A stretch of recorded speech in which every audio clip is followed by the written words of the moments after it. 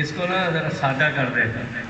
الحمدللہ رب العالمین والعاقبۃ للمتقین والصلاۃ والسلام علی سید الانبیاء والمرسلین. اما بعد فاعوذ باللہ من الشیطان الرجیم. بسم اللہ الرحمن الرحیم. وَلَنَبْلُوَنَّكُمْ بِشَيْءٍ مِّنَ الْخَوْفِ وَالْجُوعِ وَنَقْصٍ مِّنَ الْأَمْوَالِ وَالْأَنفُسِ وَالثَّمَرَاتِ وَبَشِّرِ الصَّابِرِينَ الَّذِينَ إِذَا أَصَابَتْهُم مُّصِيبَةٌ قَالُوا إِنَّا لِلَّهِ وَإِنَّا إِلَيْهِ رَاجِعُونَ. قال الله تعالى في الكلام المجيد والفرقان الحميد. إن الله وملائكته يصلون على النبي یا ایھا الذین آمنوا صلوا علیہ وسلموا تسلیما. کوئی زبان خاموش نہ رہے، بڑی ایمانداری سے پڑھی الصلاۃ والسلام علیک یا سیدی یا رسول اللہ وعلی آلک وصحابک یا حبیب اللہ. الصلاۃ والسلام علیک یا رحمۃ للعالمین وعلی آلک وصحابک یا جد الحسن والحسین. جتنے حضرات ہیں اتنی آواز نہیں ہے. ہر جمعے اب نہیں کہنا چاہیے کہ جس کے کلیجے میں ایمان ہے اور اس کے منہ میں زبان ہے اسے اونچی آواز سے پڑھنا چاہیے. الصلاۃ والسلام علیک یا قائد الغر المحجلین وعلی آلک وصحابک یا امام الانبیاء والمرسلین. انتہائی قابل تکریم حضرات محترم، آج تیسرا جمعۃ المبارک ہے. حضرت امام حسین علیہ السلام کے ذکر پاک کو بیان کرتے ہوئے چند ایک گزارشات آج کے جمعے پہ عرض کی جائیں گی. اللہ نے قرآن مجید فرقان حمید کی اس آیہ مبارکہ میں ارشاد فرمایا وَلَنَبْلُوَنَّكُمْ، ہم تمہیں ضرور آزمائیں گے، من الخوف، خوف کے ساتھ، والجوع، بھوک کے ساتھ، وَنَقْصٍ مِّنَ الْأَمْوَالِ، مال کے نقصان کے ساتھ، وَالْأَنفُسِ، جان کے نقصان کے ساتھ، وَالثَّمَرَاتِ، پھلوں کے نقصان کے ساتھ، وَبَشِّرِ الصَّابِرِينَ الَّذِينَ إِذَا أَصَابَتْهُم مُّصِیبَةٌ، خوشخبری ان کے لیے ہے کہ جن پر مصیبت آئی اور انہوں نے صبر کیا. قالوا، اور کہا، اِنَّا لِلَّهِ وَإِنَّا إِلَيْهِ رَاجِعُونَ، اے اللہ ہم تیرے لیے ہیں اور تیری ہی طرف لوٹ کر آنے والے ہیں.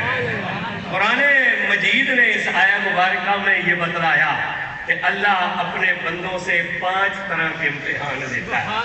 بھوک کا امتحان، خوف کا امتحان، مال کے نقصان کا امتحان، والانفس والثمرات. امام فخر الدین رازی رحمۃ اللہ علیہ فرماتے ہیں اس سے مراد ہے، اللہ فرماتا ہے کبھی بڑی جانیں لے کر آزماؤں گا اور کبھی چھوٹی جانیں لے کر آزماؤں گا. ثمرات سے مراد بچے ہیں. یہ 5 امتحان اللہ ہر بندے سے لیتا ہے. اس کا یہ وعدہ ہے، اس کا یہ اعلان ہے کہ ہم تمہیں ضرور آزمائیں گے ان 5 امتحانوں کے ساتھ. مگر آدم علیہ السلام سے لے کر عیسیٰ علیہ السلام تک اور عیسیٰ علیہ السلام سے لے کر آج تک اللہ نے کسی پر 5 امتحان اکٹھے نہیں کیے. کسی کا ایک وقت میں 1 امتحان کیا، کسی کے ایک وقت میں 2 امتحان لیے، کسی کے ایک وقت میں 3 امتحان لیے. یہ واحد حسین ابن علی کی ذات ہے کہ 7 محرم کی صبح سے لے کر 10 محرم کی عصر تک اللہ نے سارے پرچے اکٹھے کر دیے. رب امتحان لیتا رہا، حسین امتحان دیتا رہا. اس نے امتحان لینے میں کمی نہیں کی، انہوں نے امتحان دینے میں کمی نہیں کی. 5 پرچے اکٹھے کر دیے. رجب کے مہینے میں امام حسین علیہ السلام نے مدینہ چھوڑ دیا. آپ مکہ تشریف لے آئے. 4 مہینے آپ نے مکہ میں گزارے، شعبان، رمضان، شوال، ذی الحج کا ماہ مبارک چڑھا. 8 ذی الحج کو امام حسین علیہ السلام نے احرام باندھا حج کے لیے. آج ہی 8 ذی الحج کو احرام باندھ لیتے ہیں، لیکن اس حج کے احرام کو آپ نے عمرے میں تبدیل کیا اور کوفہ کی طرف سفر شروع کیا. اس سے پہلے 14,000 خط امام حسین کی خدمت میں آ چکے تھے. اور یہ 14,000 خط 14,000 بندوں کے لکھے ہوئے نہیں تھے. ایک ایک خط پر کئی کئی سینکڑے لوگوں کے دستخط تھے، عام لوگوں کے خط نہیں تھے، سرداران کوفہ کے خطوط تھے کہ جن کے خطوط پر ایک ایک خط پر درجنوں سینکڑوں لوگوں کے دستخط تھے، 14,000 خطوط آ چکے تھے۔ آپ نے حضرت مسلم بن عقیل کو اپنا نائب بنا کر کوفہ کی طرف بھیج دیا تھا کہ تم جاؤ اور وہاں کے حالات دیکھ کر مجھے خبر کرو۔ امام مسلم بن عقیل جب کوفہ پہنچے تو پہلے دن 40,000 بندے نے آپ کی بیعت کی۔ آپ نے امام حسین علیہ السلام کو خط لکھا کہ کوفہ والے آپ کے وفادار ہیں، آپ کی راہیں تکتے ہیں، اے حسین دیر نہ لگائیے، جلدی کوفہ کی طرف سفر کیجئے۔ جب خط ملا تو امام حسین نے کوفے کی طرف ارادہ کیا۔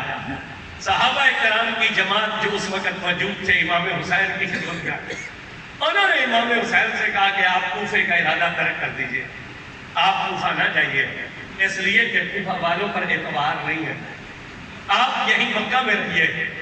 امام نے فرمایا میں دیکھ رہا ہوں کہ امیر شام نے اپنے فوجیوں کو حاجیوں کے احرام میں تلواریں چھپا کر حرم میں بیچ دیا۔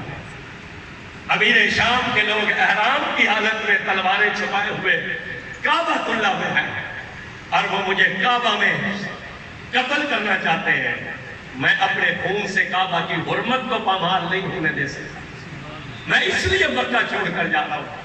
انہوں نے پھر عرض کی کہ یہ کوفے والوں کا اعتبار نہیں ہے، کوفی لا یوفی، ان سے وفا نہیں، آپ نہ جائیں۔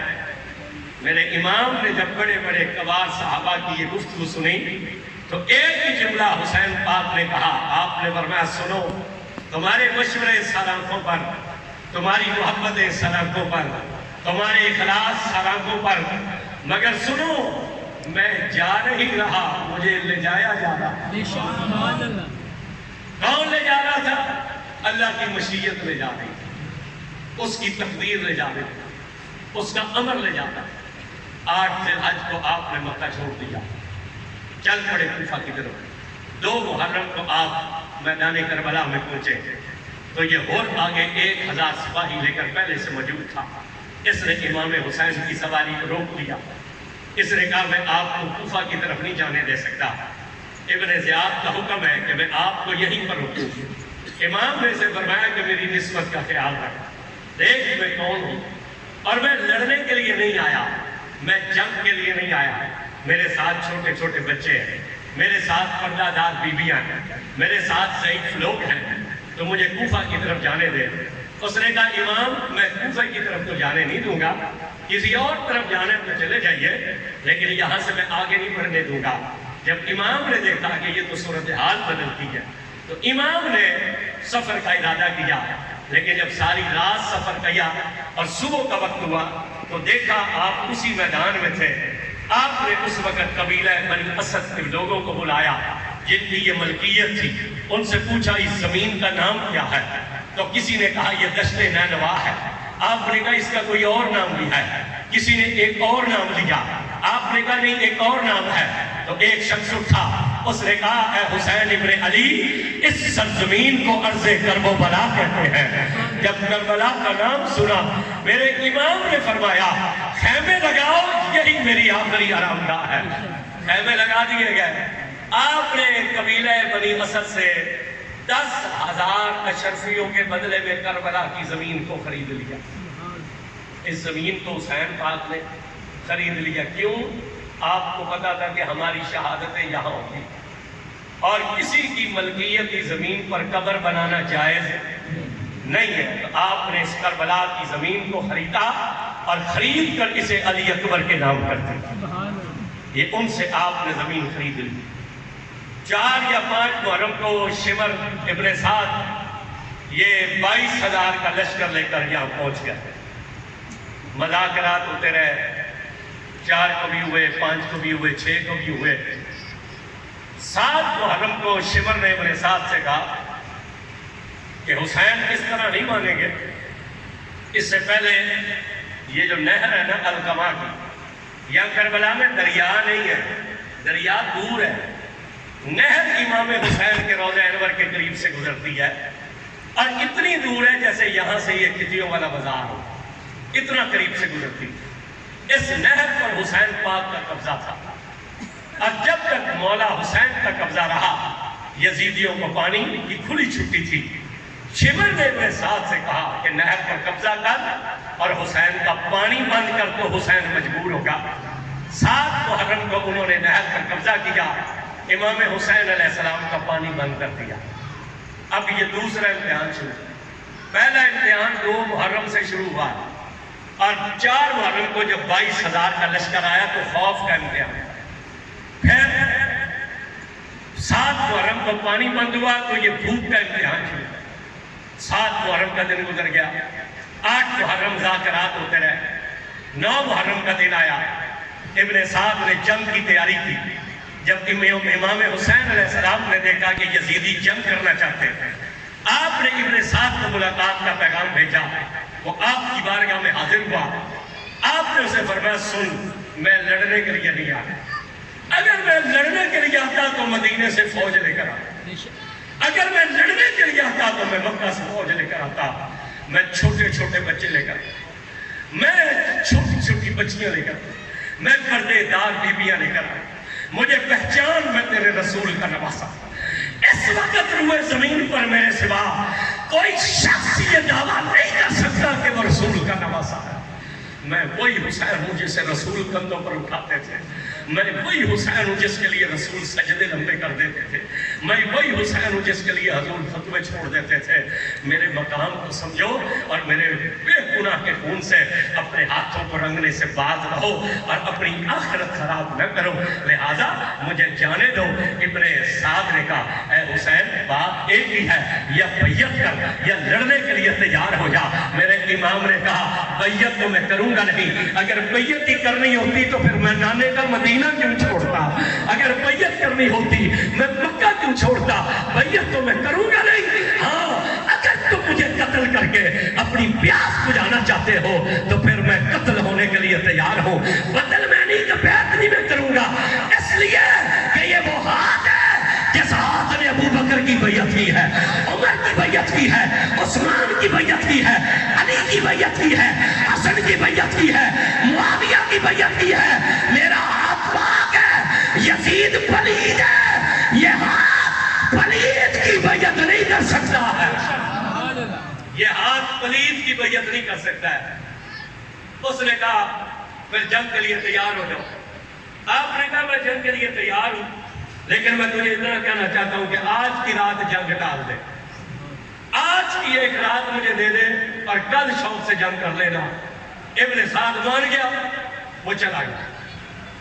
شام کا جب رات کا وقت ہوا ہے نا تو امام نے توجہ کیجیے گا، پوری کائنات میں یہ اصول ہے کہ جب 2 ملکوں کی جنگ چھڑ جاتی ہے نا تو فوجیں اکٹھی کی جاتی ہے کہ نہیں کی جاتی؟ ریٹائرڈ فوجی ڈیوٹی پر واپس بلا لیے جاتے ہیں، نئی بھرتی کھل جاتی ہے، اعلان ہو جاتا ہے ملک کی سرحدوں پر دشمن نے حملہ کر دیا ہے، ہر 18 سال کا جوان فوج میں بھرتی ہو، پرانے فوجیوں کو ڈیوٹی پر بلا لیا جاتا ہے، سپاہیوں کو ڈیوٹی پر بلا لیا جاتا ہے، دوست ملکوں سے مدد مانگی جاتی ہے، ہتھیار جمع کیے جاتے ہیں، فوجیں اکٹھی کی جاتی ہیں۔ صبح ازل سے صبح قیامت تک ایسا ہوتا رہا ہے اور ایسا ہوتا رہے گا کہ جب بھی 2 ملکوں کی جنگ ہوگی فوجیں اکٹھی کی جائیں گی، نئی بھرتی کھلے گی، پرانے فوجی ڈیوٹی پر واپس بلا لیے جائیں گے، اسلحے کے انبار اکٹھے کیے جائیں گے، تیاریاں کی جائیں گی۔ مگر چشم فلک نے کربلا کے میدان میں ایک منظر وہ بھی دیکھا تھا کہ جب 10 محرم کی شب آئی، میرے حسین نے اپنے مٹھی پر ساتھیوں کو اپنے خیمے میں اکٹھا کر کے کہا کہ یزید میرے خون کا دشمن ہے، اس کی تمہارے ساتھ کوئی دشمنی نہیں، حالات بدل گئے ہیں، میں تمہیں اجازت دیتا ہوں کہ تم میں سے جو جانا چاہتا ہے وہ خاموشی سے جا سکتا ہے۔ چشم فلک نے وہ منظر دیکھا، مٹھی پر ساتھیوں کو اکٹھا کر کے کہا کہ تم میں سے اگر کوئی جانا چاہتا ہے تو میں اسے اجازت دیتا ہوں، وہ جا سکتا ہے۔ جب حسین نے یہ کہا نا تو ان میں سے کوئی نہ اٹھا۔ جب ان وفاداروں کی اولاد ہے انہیں سبحان اللہ اونچی بولنی چاہیے، ان میں سے بولنا پڑے گا، ان میں سے आवाज नहीं है आपकी, आवाज ऊंचा होना चाहिए आपको। उनमें से कोई न उठा। अब मेरे मौला ने सोचा शायद इसलिए नहीं जाते, आज मुझे छोड़ गया तो क़यामत तक लोग लानते भेजते रहेंगे कि ये वो थे जो हुसैन को छोड़ गए थे। शायद इस वजह से नहीं जाते कि आज मुझे छोड़ गया तो क़यामत तक लानते पड़ती रहेगी। तो मेरे मौला ने कहा अच्छा ऐसा करो, मैं अहले बैत की बीवियां और बच्चे तुम्हारे साथ कर देता हूं, उनके पहरे के बहाने निकल जाओ, उनके पहरे के बहाने निकल जाओ। इस जामे मस्जिद पुरानी ईदगाह में जुमे के इज्तिमा में आने वालों, सोचो तो सही कैसा इमाम है, छुट्टी भी दे रहा है, बहाना भी दे रहा है, छुट्टी भी दे रहा है, बहाना भी दे रहा है। जब हुसैन पाक ने कहा ना ऐसे करो, मैं अहले बैत की बीवी और बच्चे साथ कर देता हूँ, उनके पैरे के बहाने चले जाओ, तो फिर भी कोई ना उठा। फिर भी अगर आप उनकी औलाद है तो आपको ऊंचा सुभान अल्लाह, फिर भी आवाज कम है आपकी, फिर भी कोई ना उठा, फिर भी कोई ना उठा।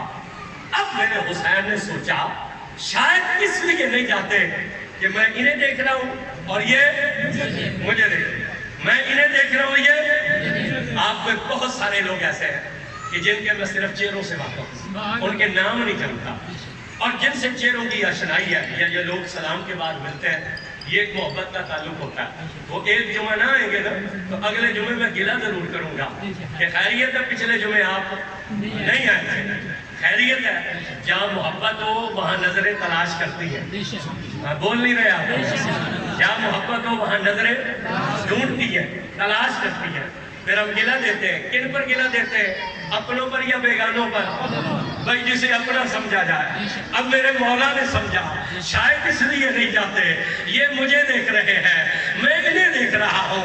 ईदगाह की जामे मस्जिद में इस जुमे के खुतबे में आने वालों, जरा उस कैफियत को समझना कि जब पूरा जमाना हुसैन के खून का प्यासा था, जब 22,000 का लश्कर तलवारों की धारें तेज कर रहा था, जब नेजों की अनियां तेज की जा रही थी, जब तीर चलाए जा रहे, तीर बनाए जा रहे थे, जब कमाने जो थी वो उनको नसिया खींची जा रही थी, और जब प्रोग्राम बन रहे थे कि हुसैन को कैसे शहीद करना है, हुसैन के बच्चों को कैसे शहीद करना है, हुसैन के खैमों को कैसे लूटना है, ऐसे मुश्किल वक्त में मुर्शिद को छोड़ना कितना बड़ा मरहला है। हम उस रात की कैफियत को नहीं समझ सकते, हम उस घड़ी के मिजाज को नहीं समझ सकते। अगर मैं कहूं तो वो क़यामत की घड़ी थी कि जब मेरे हुसैन ने कहा कि तुम में से जो जाना चाहता है वो चला जाए। भाई तवज्जो कीजिएगा, 8 दिन बंदा मदीने रहे ना, तो मदीने से निकले तो रोता हुआ निकलता है। बोले बोले बोले बोले, मैंने अपनी जिंदगी में किसी को मुस्कुराते हुए नहीं देखा मदीने से निकले। मैंने 13 साल के अंदर 24 मरतबा हजूर की बारगाह में हाजिर, 24 मरतबा मैं उम्रे पर गया, एक महीने के बाद गया। मैंने किसी को मुस्कुराते हुए नहीं देखा, जिसे भी देखा रोते हुए देखा। बंदा 10 दिन मदीने मक्के रहे ना, तो जब काबे से जुदा होता है तो रोते हुए यार 1400 साल बाद मदीने से निकलने वाला रोए, काबे से जुदा होने वाला रोए, तो जिनके सामने काबे का काबा बैठा हुआ, जिनके सामने नफ्से रसूल बैठा हुआ था, जिनके सामने हुसैन बैठा हुआ था। अब मेरे मौला ने देखा कि शायद इसलिए नहीं जाते, ये मुझे देख रहे हैं, मैं इन्हें देख रहा हूँ। तो मेरे और आपके पीर हुसैन ने कहा अली अकबर, आपने समझा शायद इसलिए नहीं जाते कि मैं इन्हें देख रहा हूँ। आपने फरमाया अली अकबर चिराग बुझा दो, जिसने जाना है वो अंधेरे के अंदर चला जाए, चिराग बुझा दो। हजरत अली अकबर ने चिराग खुल कर दिया। जब थोड़ी देर गुजरी ना, मेरे इमाम ने कहा अली अकबर चिराग रोशन कर दो। हजरत अली अकबर ने जब चिराग रोशन किया ना, तो उनमें से गया कोई नहीं था। बोलना पड़ेगा जरा, تھوڑا پیچھے گیا. اگر آپ ان کی اولاد ہیں تو پھر اونچا بولیے, ان میں سے گیا. آواز اونچی آنی چاہیے, ان میں سے گیا. اگر آپ حسین کے غلاموں کو سلام نہیں پیش کر سکتے تو پھر حسین کو کیا سلام پیش کریں گے؟ اس لیے ذرا اونچا بولنا پڑے گا. ان میں سے گیا, آپ اونچا بولیے, ان میں سے گیا. کوئی نہیں تھا مگر ایک تبدیلی آ چکی تھی, اور وہ تبدیلی کیا تھی؟ وہ جو کم عمر تھے نا وہ اپنے پنجوں کے بل کھڑے ہو گئے. وہ جو کم عمر تھے وہ ایڑیاں اٹھا کر اپنے پنجوں کے بل کھڑے ہوئے, اس لیے کہ ہمارے قد لمبے نظر آئے. بھائی کیوں کھڑے ہوئے تھے؟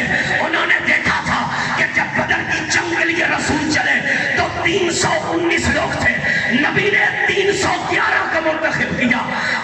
وہ جو 319 میں سے 311 نکلے تو وہ جو باقی 7 تھے نا ان میں 2 کم عمر تھے, تو وہ جو 2 کم عمر تھے وہ پنجوں کے بل کھڑے ہوئے. اب رسول جب قریب سے گزرے تو ان میں جو بڑا تھا نا اس کا قد دیکھ کر رسول نے اسے نکال لیا اور اسے قبول کر لیا, اور وہ جو چھوٹا تھا اسے رسول نے فرما دیا تو جنگ کے قابل نہیں. اب رسول جب پلٹے نا تو چھوٹے نے بڑے سے کہا تجھے تو مدینے والے نے قبول کر لیا ہے, تجھے تو مدینے والے نے قبول کر لیا ہے. ایسے کر. میں حضور سے عرض کرتا ہوں کہ یا رسول اللہ یہ قد میں زیادہ ہے تو میں طاقت میں زیادہ ہوں, ہماری کشتی کروا لیجیے, اگر میں اسے گرا دوں تو مجھے لے جائیے گا. میں حضور سے یہ عرض کرتا ہوں ایسے کرنا, جب میں تجھے ساتھ کشتی کروں نا تو پھر تم جان کر گر جانا. تجھے تو قبول ہو گیا ہے, میں بھی اس بہانے قبول ہوں. اب حضور تو سب جانتے ہیں کہ نہیں جانتے؟ نہیں جی بھابی بیٹھے تو چپ رہو, جو سنی ہو تو پھر بولو. سبحان اللہ نہ بولو, جو پوچھا وہ بولو. حضور سب جانتے ہیں کہ نہیں جانتے؟ اب حضور کو تو پل پل کی خبر تھی. آ کر کہا حضور یا رسول اللہ یہ قد میں زیادہ ہے, میں طاقت میں زیادہ ہوں, آپ ہماری کشتی کروا لیجیے. مصطفیٰ نے مسکرا کے کہا کروں. جب کشتی کی تو وہ جان کر گرا. حضور نے مسکرا کر اسے بھی قبول کر لیا. اب وہ نے دیکھا تھا کہ وہ جو ہمارے بڑے تھے وہ بدر میں پنجوں کے بل کھڑے ہو گئے تھے, تو ہم کربلا میں پنجوں کے بل کھڑے ہو جاتے ہیں. تو وہ جو بچے تھے نا وہ پنجوں کے بل کھڑے ہو گئے, اور جو جوان تھے انہوں نے اپنی تلواریں نیام سے نکالی اور نیام میں گھٹنوں پر رکھ کر توڑ ڈالی. اور وہ جو بوڑھے تھے جن کی کمریں جھکی تھی انہوں نے کندھوں سے چادریں اتاری اور اپنی کمر کے گرد اتنی کس کے چادریں باندھی کہ جھکی ہوئی کمریں سیدھی ہو گئی. میرے حسین نے ایک چراغ بجھایا تھا, بدلے میں وفا کے 72 چراغ روشن ہو گئے. بدلے میں 72 چراغ روشن ہو گئے. میرے مولا نے کہا تم جاتے کیوں نہیں؟ انہوں نے کہا حسین بدلے ہوئے حالات ہمیں بھی نظر آ رہے ہیں. کل خونی صبح طلوع ہوگی, کل تلواریں چلیں گی, تیر چلیں گے, نیزے چلیں گے, ظلم کی آندھی آئے گی, سر کاٹے جائیں گے, لاشوں پر گھوڑے دوڑائے جائیں گے. اے حسین اگر ہمیں واپس کرنا تھا تو مدینے سے واپس کر دیتے, واپس کرنا تھا مکے سے واپس کر دیتے تھے. ان بدلے ہوئے حالات میں اگر آج تجھے چھوڑ کر چلے گئے تو کل تیرے نانے کو کیا منہ دکھلائیں گے؟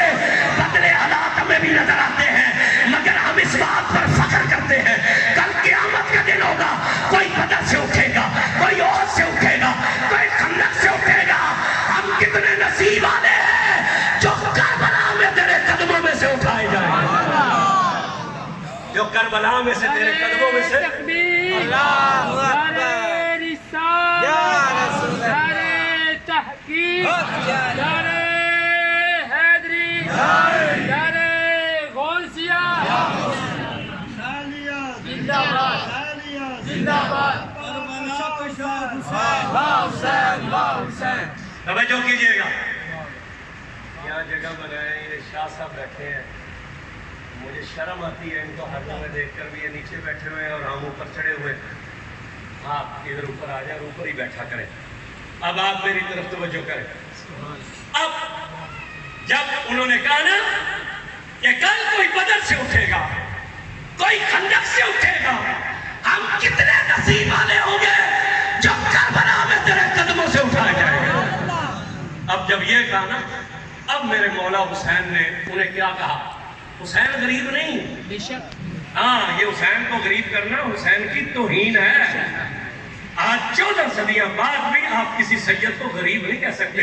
میں نے پچھلے جمعے آپ کے سامنے صداقت کے لیے اپیل کی تھی, میں نے غریب کا لفظ نہیں بولا تھا, اس لیے کہ آل رسول کا غریب کرنا یہ آل رسول کی توہین ہے. آل رسول کو غریب کہنا یہ خون رسول کی توہین ہے. حسین غریب نہیں ہے, حسین مجبور نہیں ہے, حسین بے کس نہیں ہے, حسین بے بس نہیں ہے, حسین بے اختیار نہیں ہے, حسین مجبور نہیں ہے, حسین کے ہاتھ نہیں بندھے ہوئے تھے. حسین مختار نانے کا مختار نواسا ہے.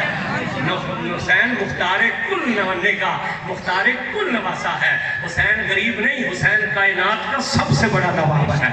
حسین مجبور نہیں, حسین بااختیار ہے. اب جب انہوں نے کہا کل کوئی احد میں اٹھے گا, بدر میں اٹھے گا, ہم کتنے نصیب والے ہوں گے جو کربلا میں تیرے قدموں میں اٹھائے جائیں گے, تو میرے مولا نے جب یہ سنا تو فرمایا ارفعوا رؤوسکم, اب ذرا اپنی گردنیں اٹھا کر آسمان کی طرف دیکھو.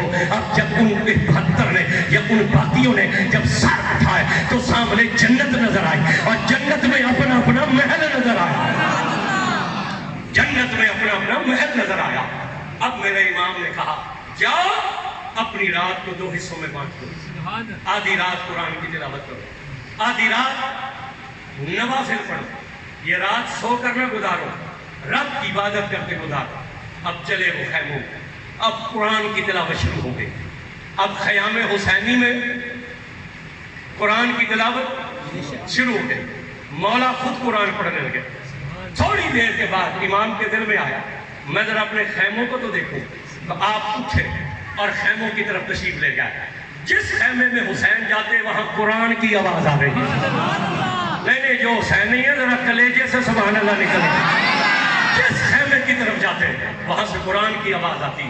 پھر چلتے چلتے امام خیمے میں داخل ہوئے جہاں قرآن کی تلاوت کی آواز آتی تھی مگر قرآن پڑھنے والا نظر نہیں آتا.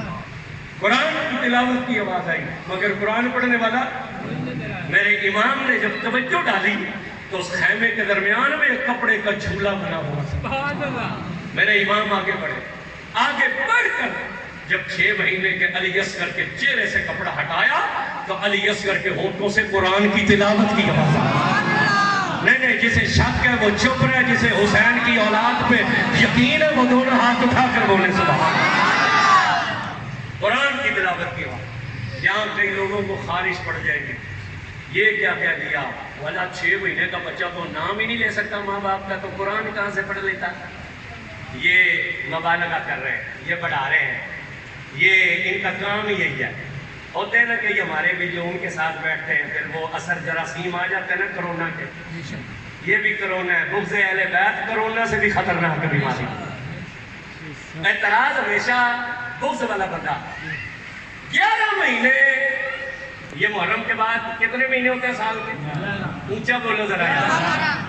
محرم کے بعد پورے 11 مہینے کسی نے نہیں پرچی دی کہ محرم میں نکاح ہو سکتا ہے کہ نہیں ہو سکتا. پورے 11 مہینے کوئی بندہ فوت نہیں ہوا یہ پوچھنے کے لیے کہ جی محرم میں نکاح ہو سکتا ہے کہ نہیں ہو سکتا. جب محرم کا چاند چڑھتا ہے پرچیاں شروع ہو جاتی ہیں. رمضان میں نکاح ہو سکتا ہے؟ بولے نہیں آپ. برکت والا مہینہ ہے کہ نہیں؟ اونچی آواز ہونی چاہیے. سردار ہے سارے مہینوں کا, آواز نہیں آئی. شان والا ہے, کتنی شان والا ہے. مومن کا رزق بڑھا دیا جاتا ہے, ثواب بڑھ جاتا ہے. نفل پڑھو تو فرض کا ثواب, فرض پڑھو تو 70 فرضوں کا ثواب. پہلے 10 دن رحمت, دوسرے 10 دن مغفرت, آخری 10 دن جہنم سے آزادی. شہر رمضان الذی انزل فیہ القرآن انا انزلناہ فی لیلۃ القدر وما ادراک ما لیلۃ القدر لیلۃ القدر خیر من الف شہر. قدر والی رات بھی اسی میں, قرآن بھی اسی میں. کبھی کسی نے پرچی دے کر پوچھا مسئلہ کہ رمضان میں نکاح ہو سکتا ہے کہ نہیں ہو سکتا؟ آپ نے بالکل نہیں بولنا, آپ پہ پرچہ ہو جائے گا. آپ بولیں. کبھی کسی نے رمضان میں پوچھا کہ نکاح ہو سکتا ہے, کیوں نہیں کرتے رمضان میں نکاح؟ اس لیے احترام رمضان ہے. میں کہتا ہوں اگر حسین سر نہ کٹاتے تو رمضان کا احترام ہوتا. حسین علی اصغر نہ قربان کرتے تیری مسجدوں میں تراویحیں ہوتی. تجھے سحری افطاری کا پتہ چلتا جس کی خاطر رمضان کا احترام ہے. جب اس کا مہینہ آتا ہے تجھے سوال سوچنے لگ جاتے ہیں. میں نے پھر اس بات پر سوچا اور بہت غور کیا اور میں اس نتیجے پر پہنچا یہ سوال پوچھنے والا مسئلے کا مسئلہ نہیں پوچھتا, اصل بات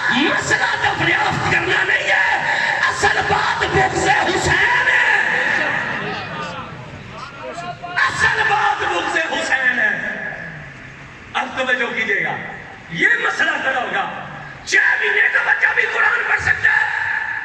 اچھا حسین کے گھر میں 6 مہینے کا قرآن نہیں پڑھ سکتا تو وہ جس نے یوسف علیہ السلام کی گواہی بڑے دربار میں دی تھی وہ کتنے مہینے کا تھا؟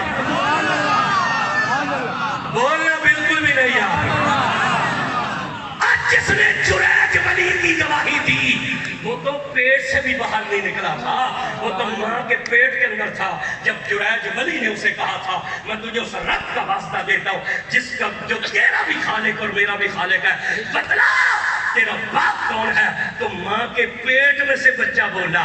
اچھا بنی اسرائیل کے ولی کی عزت کی باری جائے تو ماں کے پیٹ سے بچہ بولے، یوسف علیہ السلام کی باری جائے تو ماں کی گود میں بچہ بولے۔ یہ بچے اہل بیت نہیں تھے، علی اصغر اہل بیت ہے،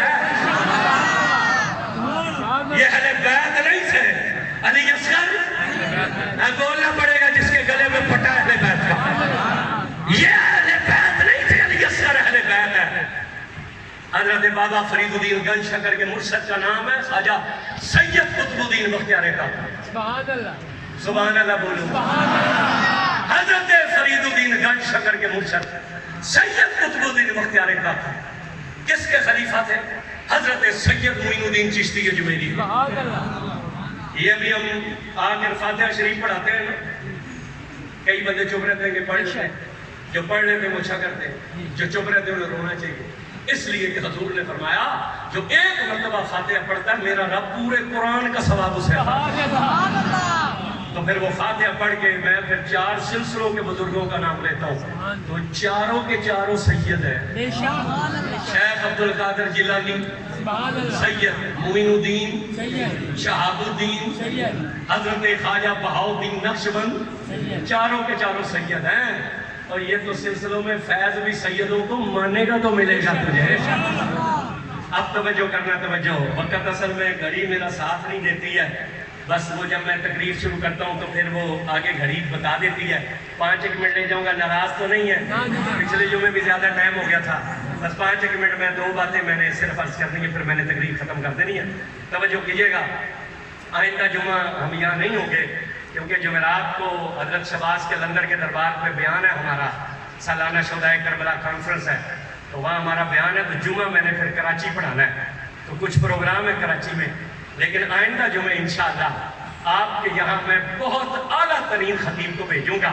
میں نے صرف کربلا کے میدان تک واقعہ یہ بیان کرنا تھا اور شب عاشورہ آگے یہ ایک بات میں نے بیان کر کے تقریر ختم کر دینی ہے۔ آئندہ جمعے جو خطیب میں بلاؤں گا نا وہ ہوگا جو آپ کو امام حسین کی شہادت سنائے، سبحان اللہ، تاکہ آنکھوں کا وضو ہو جائے۔ سننا چاہیں گے شہادت حسین کا؟ رونا چاہیں گے نا حسین کے غم میں؟ اور یقین کریں یہ جو ہنس حسین پاک کے غم میں آپ کے نکلتے ہیں نا، جب آپ روتے ہیں نا تو مدینے والا مسکرا کر آپ کو دیکھتا ہے۔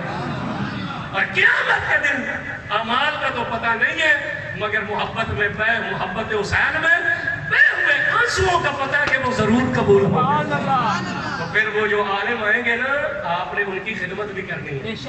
ہماری خدمت میں تو آپ کوتاہی کر جاتے ہیں تو خیر ہے، ہم تو مقامی ہیں، لیکن جو مسافر آئے گا تو مسافر کی خدمت کرنا کس کی سنت ہے؟ بولے بولے بولے، آپ میں ہر بندے نے 100، 50، 10، 20 جو بھی توفیق ہے جب وہ ذکر حسین کرے تو میرے کہنے پر نہیں، وہ بھی مولا حسین کو راضی کرنے کے لیے ان کی خدمت کرے۔ بس اب توجہ کیجئے، وقت لمبا۔ یہ حضرت بابا فرید کے مرشد سید قطب الدین بختیار کاکی، یہ جب پیدا ہوئے تو یہ ان کی والد فوت ہو گئے تھے جب 4 سال 4 مہینے 4 دن کے ہوئے نا، 4 سال بولیے 4 مہینے، جن کے بچے چھوٹے ہیں وہ توجہ کریں۔ ہمارے تمام اولیاء اللہ کے یہ طریقہ رہا کہ جب بچہ 4 سال 4 مہینے 4 دن کا ہوتا تھا تو وہ اپنی اولاد کو کسی ولی کے پاس، کسی عالم کے پاس، کسی بزرگ کے پاس لے جا کر کہتے تھے اسے بسم اللہ شریف کا سبق دیجئے۔ جب بچے کو اس طریقے سے بسم اللہ پڑھائی جاتی ہے نا تو پھر وہ وقت کا ولی بنتا ہے۔ ہم تو سکھاتے ہیں ممی اور پاپا۔ یہ حضرت سید قطب الدین بختیار کاکی جب 4 سال 4 مہینے 4 دن کے ہوئے نا، شاہ جی ان کی ماں انہیں لے گئی حضرت خواجہ سید حمید الدین ناگوری رحمۃ اللہ علیہ کے پاس، یہ حضرت خواجہ حمید الدین ناگوری یہ بھی غریب نواز کے خلیفہ تھے۔ مائی صاحبہ نے جا کر کہا شاہ جی میرے بیٹے کو بسم اللہ شریف کرا دیجئے۔ آپ نے حضرت قطب الدین کو بٹھا کر کہا بیٹا پڑھ اعوذ باللہ من الشیطان الرجیم بسم اللہ الرحمن الرحیم۔ حضرت خواجہ قطب الدین بختیار کاکی نے پڑھا اعوذ باللہ من الشیطان الرجیم بسم اللہ الرحمن الرحیم۔ آپ نے کہا پڑھ الحمدللہ رب العالمین۔ تو حضرت قطب الدین بختیار کاکی نے کہا سبحان الذی اسری بعبدہ۔ حضرت سید حمید الدین ناگوری نے پڑھا پہلا پارہ اور قطب الدین نے پڑھا 15واں۔ قطب الدین نے پڑھا بولے ذرا، آپ نے کہا بیٹا الحمدللہ رب العالمین پڑھنا ہے۔ انہوں نے کہا سبحان الذی اسری۔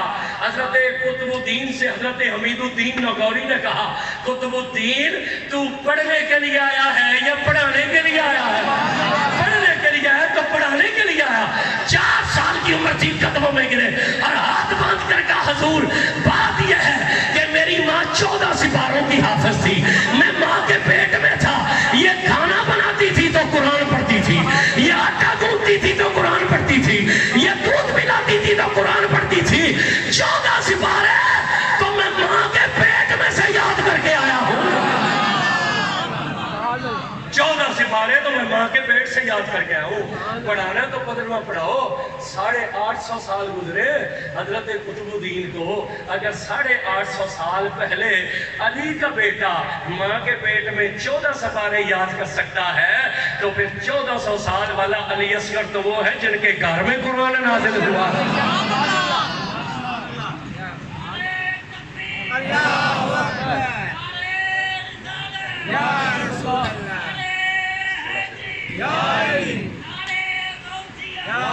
آمین۔ بس توجہ کیجیے۔ پھر امام خیمے میں آئے، نفل شروع ہو گیا، امام میں ہمیں عبادت ہے، آخری تقریر یہ بات ہے، پھر تقریر میں ختم کر تہجد کا وقت ہوا۔ ایک بڑا خوبصورت حسین جوان امام کے خیمے میں آیا سبحان اللہ، اور داخل ہوا، اس نے کہا السلام علیکہ یا ابن رسول اللہ، اے رسول اللہ کے بیٹے آپ پر سلام، اے رسول اللہ کے بیٹے آپ پر سلام۔ میرے امام نے نگاہ مبارک اٹھائی، فرمایا وعلیکم السلام، من انت، کون تم، اور رات کے اس پہر میرے خیمے میں کیسے آ گیا؟ اس نے ہاتھ باندھ کر کہا، اس نے کہا مولا میں قوم جنات میں سے، میرا نام ظافر ہے، ہم تیرے نانے کے غلام ہیں، تیرے بابے کا مرید ہوں، اپنی قوم کے ساتھ دریا کے دوسرے کنارے پر آباد ہوں، 3 دن سے تیرے بچوں کی چیخیں سن رہا ہوں، میری قوم نے مجھے بھیجا آپ کی خدمت میں کہ میں آپ کی خدمت کروں۔ آپ نے فرمایا کیا خدمت کر سکتا ہے؟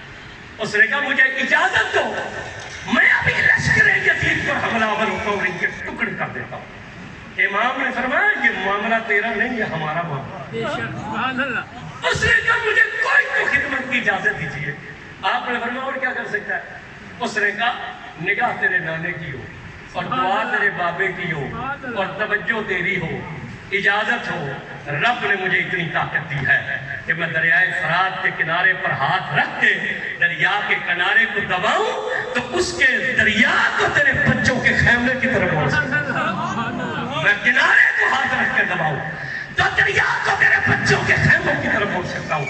جب اتنا کہا امام جلال میں آئے، اٹھ کر کھڑے ہوئے، آپ نے فرمایا اچھا تو ناری ہو کر اتنی طاقت کا مالک ہے، میں نوری ہو کر کسی طاقت کا مالک نہیں، تو مجھے اپنی طاقتیں دکھانے کے لیے آیا، تو طاقت والا ہے، تو آگ سے بنا ہوا طاقت والا ہے، ہم نور سے بنے ہوئے بے بس ہیں۔ آپ نے کہا سن، تجھے یہ کام کرنے کے لیے دریا پر جانا پڑے گا، تجھے دریا پر ہاتھ رکھنا پڑے گا، تجھے زور لگانا پڑے گا، پھر دریا پر میرے خیموں کی طرف آئے گا۔ سن میں حسین ابن علی اگر اپنی چادر سے انگلی نکال کر اشارہ کروں تو میں حوض کوثر کے کنارے موڑ سکتا ہوں، میں حوض کوثر کے کنارے موڑ سکتا ہوں۔ آپ نے فرمایا میں مجبور حسین نہیں ہوں، یہ امتحان ہے ہمارا. یہ الہدایہ و نہایہ ہماری اہل سنت کی سب سے بڑی کتاب ہے فقہ کی. اس کے اندر روایت موجود ہے 9 محرم کو آپ نے غازی عباس کو خیمے کے پیچھے لے جا کر تلوار ماری تھی زمین پر تو زمین پھٹ گئی تھی, نیچے ٹھنڈے پانی کا چشمہ تھا. آپ نے کہا عباس مسئلہ پانی کا نہیں ہے, سبحان اللہ, سبحان اللہ, مسئلہ پانی کا نہیں ہے, مسئلہ یہ ہے کہ اس کی مرضی یہ ہے کہ ہم پیاسے اس کے دربار میں ہوں. بے شک. میں رب کی قسم کھا کے کہتا ہوں میں کتنے ولیوں کا نام لوں جنہوں نے ڈنڈا مارا تو پانی کا چشمہ نکلا. بے شک. سبحان اللہ. میں کتنے اولیاء کا نام لوں جنہوں نے ایڑی ماری پانی کا چشمہ نکلا. میں کتنے ولیوں کا نام لوں جنہوں نے ہاتھ اٹھائے تو بارش برسی. یہ جتنے کائنات کے ولی ہیں یہ حسین کے قدم چوم کر ولی بنے. سبحان اللہ. یہ جتنے کائنات کے ولی ہیں یہ حسین کے قدم چوم کر ولی بنے. آپ نے کہا نا مسئلہ پانی کا نہیں ہے, مسئلہ یہ ہے اس کی مرضی یہ ہے کہ ہم پیاسے اس کے دربار میں حاضر کیے جائیں. اللہ تعالیٰ ہمیں امام حسین علیہ السلام کی کامل محبت نصیب فرمائے, اچھے اعمال کی توفیق عطا فرمائے. انشاءاللہ زندگی رہی تو پھر آئندہ جمعہ سے آئندہ جمعہ آپ سے ملاقات ہوگی, اور جہاں سے میں نے تقریر چھوڑی ہے یہیں سے میں آغاز کروں گا. شہادت کو آپ کے سامنے بیان کر جائیں گے.